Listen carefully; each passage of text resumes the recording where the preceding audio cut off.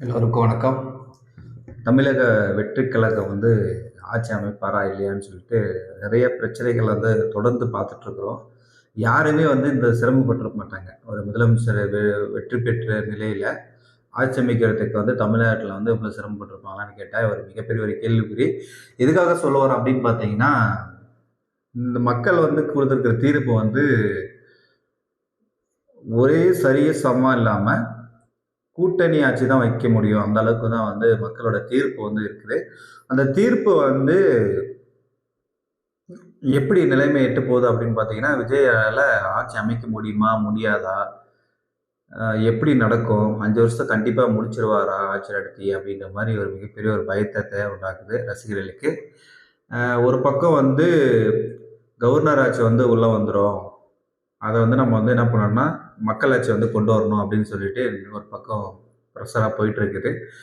இந்த மாதிரி வேலையில இடதுசாரி கட்சிகள் ஆதரிச்சது மிகப்பெரிய ஒரு சந்தோஷக்குரிய விஷயம். ஏன்னா விஜயானால மெஜாரிட்டி நிரூபிக்க முடியல அப்படின்னா அடுத்த கட்சி போயிருக்கோம். அவங்களால மெஜாரிட்டி நிரூபிக்க முடியல அப்படின்னா அடுத்த கட்சி போயிருக்கோம். அதுக்கப்புறம் நிரூபிக்க முடியாத சூழ்நிலையில பார்த்தீங்கன்னா ஆளுநர் ஆட்சி வந்துடும். கவர்னர் 6 மாதம் ஆட்சி அமைச்சிட்டு அதுக்கப்புறம் தேர்தல் வரும். இந்த தேர்தலில் மறுபடியும் வெற்றி பெற்றால் மட்டும்தான் யார் பெரும்பான்மையை நிரூபிக்கிறாங்களோ அவங்க தான் பார்த்தீங்கன்னா ஆட்சி அமைக்க முடியும். இதற்காக பார்த்தீங்கன்னா ஆளுநர் ஒரு சில கருத்துக்களை வெளியிட்டிருக்காரு. உங்களுக்கு பெரும்பான்மையான கட்சிகள் இருந்தால், உங்களுக்கு எம்எல்ஏ இருந்தால் நீங்கள் சொல்லுங்கள், நான் கண்டிப்பாக பதவி பிரமாணம் செய்து தரேன் அப்படின்னு சொல்லியிருக்காரு. கிட்டத்தட்ட 3 முறை சந்திச்சிட்டாங்க. 3 முறை சந்திச்சதுலேயும் அது வெற்றி வாய்ப்பு மிகப்பெரிய ஒரு மோசமான நிலை தான் போயிட்டுருக்கு. நேற்று இடதுசாரி கட்சிகளான சிபிஎம், சிபிஐ அவங்க ஆதரவு கொடுக்குறோம். ஆனால் எந்த ஒரு நிபந்தனையற்ற ஆதரவு கொடுக்குறோம் அப்படின்ற விஷயத்த சொல்லியிருக்காங்க. அதே மாதிரி விடுதலை சிறுத்தைகள் எப்படா கொடுப்பாங்க அப்படின்ற சொல்ல நிலைமையில தான் போயிட்டு இருக்காங்க. இன்னைக்கு கொடுத்துருவாங்க, நாளைக்கு கொடுத்துருவாங்க அப்படின்னு சொல்லிட்டு ஒரு எதிர்பார்ப்போடு போயிட்டு இருக்குது. அவங்க தரப்புல கூட்டணி ஆட்சியில பங்கு வேணும் அப்படின்ற விஷயத்த கேட்டிருக்காங்க. கண்டிப்பா விஜய் அவர்கள் கூட்டணி ஆட்சியில பங்கு கொடுக்குறதுன்னு ஆல்ரெடி ஃபர்ஸ்ட் மாநாட்டிலே அவர் சொல்லிட்டாரு. ஏதோ ஒரு துறையில மினிஸ்டருக்கான வாய்ப்புகள் நிறைய இருக்குன்னு தான் சொல்ல வரணும். பட் உடனடியாக தெரிவிக்கும் இல்லாம இப்போ காலந்தாமம் பண்றதுனால என்ன சொல்லுதுன்னா அப்படின்னா திமுக ஒரு மிகப்பெரிய ஒரு அழுத்தத்தை கொடுக்குதோ இடதுசாரி கட்சிகளுக்கு அப்படின்ற மாதிரி ஒரு எண்ணமா வருது. அதே மாதிரி விஜய் அவர்கள் கூட நினைச்சு பார்த்துருக்க மாட்டாரு, என்னடா வெற்றி பெற்றுட்டோம், நம்ம வெற்றி பெற்றதுக்கு அப்புறம் ஒரு ஆட்சி அமைக்க முடியல அப்படின்னு சொல்லிட்டு எதுக்குடா வெற்றி பெற்றோம்ன்ற அளவுக்கு போயிட்டு இருக்கோம். ஏன்னா கிட்டத்தட்ட 4ஆம் தேதி வெளியானது ரிசல்ட்டு. இன்னைக்கு 9ஆம் தேதி ஆயிடுச்சு. கிட்டத்தட்ட 5 நாள் கடந்து வந்துருச்சு. 5 நாள் கடந்தும் இன்னும் ஆட்சி அமைக்க முடியாத ஒரு சூழ்நிலையில விஜய் பரபரப்பா அங்க இங்க போயிட்டு இருக்காரு. அதே மாதிரி கூட்டணி கட்சிகளையும் பேச்சுவார்த்தை நடத்திட்டு இருக்காங்க. கூட்டணி கட்சிகள் ஒரு சில கட்சிகள் ஆதரவு தெரிவித்தாலும் அது டைரக்டா கொடுக்கறதுக்கு தயங்குறாங்க. அவங்க பிஜேபி உள்ள கொண்டு வரக்கூடாது, பிஜேபி ஆதரவு இல்லாமல் வெற்றி பெற்றவங்களை மட்டும் நான் சேர்த்துக்கிறேன் அப்படின்ற விஷயத்த சொல்லியிருக்காங்க. பட் அந்த மாதிரி நிலைமையில இருக்கும்போது அதே மாதிரி நிபந்தனையற்ற ஆதரவு கொடுக்கும்போது பார்த்தோன்னா காங்கிரஸ் தவிர மற்ற 2 கட்சிகள் இருக்கு இல்லையா, அது எப்போ வேணாலும் ஆட்சியை கவுக்கிறதுக்கான வாய்ப்புகள் இருக்கு. ஏன் சொல்ல வரோம் அப்படின்னு பார்த்தீங்கன்னா, ஒரு 6 மாதம் இல்லை ஒரு வருஷம்னு வச்சுக்கோங்களேன், அது வரைக்கும் விஜயோட நடவடிக்கைகள், விஜயோட ஆட்சி எப்படி இருக்கு, மக்கள் வரவேற்கிறாங்களா எதிர்க்கிறாங்களா அப்படின்னு பார்த்துட்டு என்ன பண்ணுவாங்க அப்படின்னா, மக்களுக்கு தொந்தரவு வரும்போது அவங்க வெளிநடப்பு செஞ்சிருவாங்க, ஆதரவு வாபஸ் பெற்றுருவாங்க அப்படின்ற நிலைமையில கம்யூனிஸ்ட் பார்ட்டிகள் வெளியிட்டிருக்காங்க.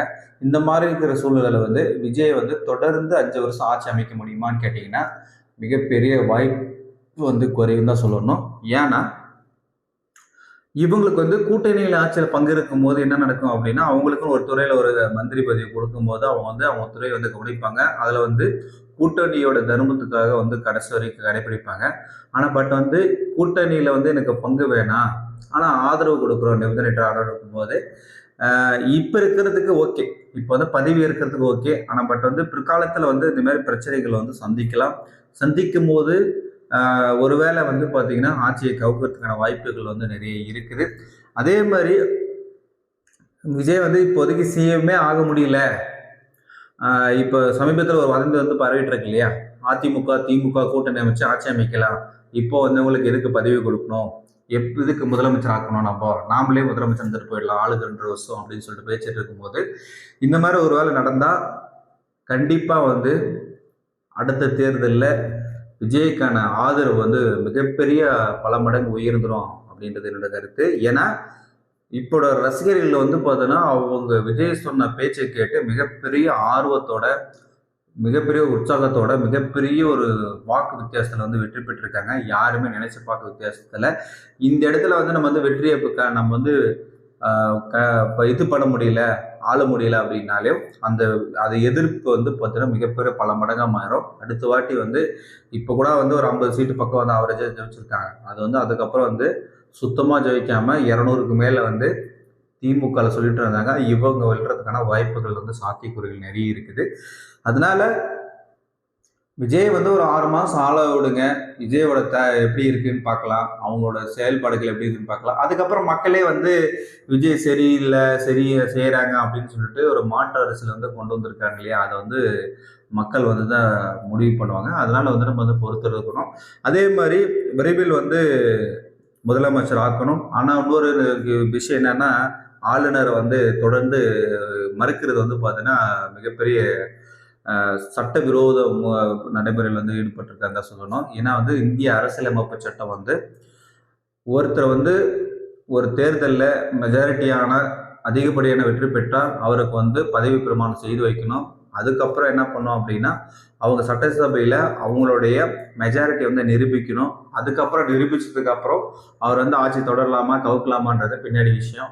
ஆனால் பட் வந்து பதவி பிரமாணமே பண்ணி வைக்காம 5 நாள் இழுக்க அடிச்சு உனக்கு மெஜாரிட்டி காட்டு, அதுக்கப்புறம் தான் சீட்டு, இந்த எம்எல்ஏ, இந்த சிஎம் அப்படின்னு விஷயத்த சொல்லும் போது என்னடா ஒரு ஜனநாயக நாட்டில் இந்த மாதிரிலாம் ஒரு ஆளுநர் வந்து இப்படி செய்கிறாரு, மக்களோட வரிப்பணத்தை வந்து மறுபடியும் எலெக்ஷன் வச்சு வந்து வீண் செலவு பண்ணலாமா அப்படின்ற ஒரு எண்ணத்தில் வந்து மக்கள் வந்து நினைச்சு பார்க்குறாங்க. என்னன்னா ஒரு தேர்தலில் வந்து பல லட்சம் கோடி ரூபாய் செலவு பண்ணுவாங்க. அந்த பல லட்சம் கோடி வந்து இந்த வேட்பாளர் கொடுக்குற பணத்தெல்லாம் செலவு பண்ணுறதில்ல. வேட்பாளர் கொடுக்குற பணத்தை வந்து பார்த்தீங்கன்னா அது ஒரு மூளை கூட பார்த்தாது, நம்மளோட வரி பணத்துல தான் வந்து தேர்தல் நடத்துது. சரியா? அந்த தேர்தலில் மறுபடியும் செலவு பண்ணி ஆல்ரெடி நம்ம வந்து 10,000 கோடிக்கு மேல கடன் இருக்கிறோம். இந்த கடத்துக்கு மேல கடன் தொடர்ந்து வந்துட்டு இருந்தா நம்மளுடைய கடன் அதிகமான சுமையை தான் நம்ம வந்து சுமக்க வேண்டியதா இருக்கும். அதனால விஜய் வந்து மக்கள் வந்து தீர்ப்பு கொடுத்துட்டாங்க. அது வந்து நம்ம வந்து கூட்டணி ஆட்சியில வந்து வந்து ஆதரவு கொடுத்து கண்டிப்பா வந்து சிஎம் ஆகிட்டு ஒரு 6 மாசமோ 1 வருஷமோ அவரோட செயல்பாடுகளை பார்க்கலாமே. பார்த்தா தாங்க தெரியும். நம்ம என்ன சொல்றோம்னா ஒருத்தர் வந்து அவன் செய்வான்னு சொல்லிட்டு இருந்தா சொல்லக்கூடாது. அவன் செய்யறானே இல்லையான்றதை அவனுக்கு ஒரு வாய்ப்பு கொடுக்கணும். ஆல்ரெடி மக்கள் வாய்ப்பு கொடுத்துட்டாங்க. அந்த வாய்ப்பை வந்து பயன்படுத்தினாங்களா இல்லையான்றதை நம்ம வந்து பொறுத்து தான் பார்க்கணும். அந்த இடத்துல வந்து மக்கள் வாய்ப்பை கொடுத்தோம், நம்ம மேல இருக்கிற ஒருத்தரால வந்து பார்த்தீங்கன்னா வாய்ப்பை வந்து தடுக்கிறது வந்து பார்த்தீங்கன்னா இது வந்து சரியானலாம் செய்யலை, மக்களுக்கு விரோதமாக ஆயிடும் அப்படின்றது என்னோட கருத்து. கண்டிப்பா விஜய் வந்து கூடிய விரைவில் சிஎம் ஆகிறதுக்கான வாய்ப்புகள் வந்து நிறைய இருக்குன்றதை எதிர்பார்க்கலாம். கண்டிப்பா விடுதலை சிறுத்தைகளோட பால் எப்படி அடிக்க போறாங்கன்னு தெரியல. அந்த பால் அடிக்கிற விதத்துல தான் இருக்குது அப்படின்னு சொல்லிட்டு இந்த வீடியோ இதோட முடிச்சுக்கலாம். கண்டிப்பா நெக்ஸ்ட் வீடியோவில் வந்து சந்திக்கலாம். பாய்.